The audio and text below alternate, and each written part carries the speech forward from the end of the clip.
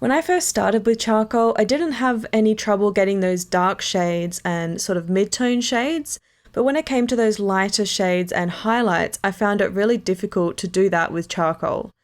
Over the years, I've actually learnt a few techniques for getting lighter shading, like in the background of this koala, and I've also learnt how to bring out those white highlights with a very simple method. For large areas like backgrounds where you want a nice, smooth, lighter shading, I'm actually using charcoal powder to get those light shades. And don't worry, you don't actually need to buy any charcoal powder. You can create your own powder by rubbing your charcoal pencil or a charcoal stick on a spare piece of printer paper, which will actually create enough powder to use for this technique. I like to use a really soft brush, and this is actually a makeup brush that I'm using. And I just rub that across the powder that I created and then tap off the excess charcoal from my brush before going into my drawing, so that there's just a very small amount on my brush. You can always build up your layers to make it darker by adding more charcoal powder, but if you go in with too much charcoal powder to start with, it can sort of make it a little bit too dark. So I like to start out with a pretty smooth paper for this because I find that less texture is actually better for these techniques.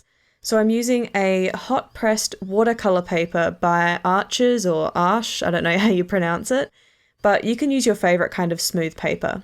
Just make sure that when you're choosing your paper, don't pick one that is super smooth like printer paper. There still has to be a little bit of tooth for the charcoal to actually stick to, and that's why I prefer the smooth watercolour paper because it does tend to take a few more layers than some other kind of smooth papers, so you may need to try out which paper works best for this method.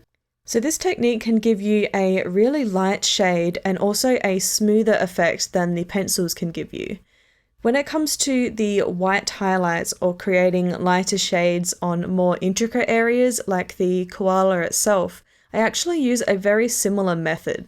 So you can see that I'm blocking in the darkest areas and shadows first with a mid-shade charcoal pencil. And this is so you don't lose your outlines and it makes it less confusing when we go into the next step. So I'm also going to soften out this layer with a blending stump so that the pencil marks aren't as harsh. I used to try and work from light to dark, so I would basically try and avoid the areas that I wanted to stay super white, and then I would slowly work my way up to those darker colours. But it really didn't feel like a natural way to work for me, especially for fur texture, and it was honestly really difficult to get those lighter shades and highlights accurate. So I've learnt that there is an easier and more simple way to do it without having to work around the highlights. So I'm going to use the charcoal powder again with the soft brush, exactly the same as I did in the background. So the entire koala is going to have a light shade of charcoal, including the areas that will have white highlights. And once you've added a light layer, you can now come in with an eraser and basically draw in your white highlights and fur texture. So I'm using the Tombow Mono eraser for this, and it's kind of like a mechanical pencil, but it's got an eraser in it instead. But if you don't have one of these, you can just cut a little sliver off of your normal eraser and then just use the edge of that to create these marks instead.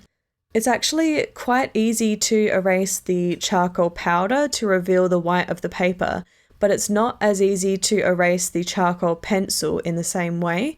So I find that the pencil tends to stick to the paper more, it's quite a lot darker than the powder and it leaves more charcoal behind, which makes it harder to erase than the light layer of charcoal. So once you've added in your white highlights and some fur texture, you can add in some darker fur texture using your charcoal pencils again. And once you've added in more texture with your charcoal pencils, you can actually come through with your soft brush, which will actually pick up the excess powder from the dark areas that you've just applied your pencil to, and it will spread that into the lighter areas again. So basically just using the excess powder that's already on the drawing instead of grabbing more powder from the area to the side that you rubbed your pencil on. And now you can do the same thing and use your eraser to lift out some more highlights and fur texture again. And this is going to give you an illusion of multiple layers of fur, which will help create a more realistic looking animal.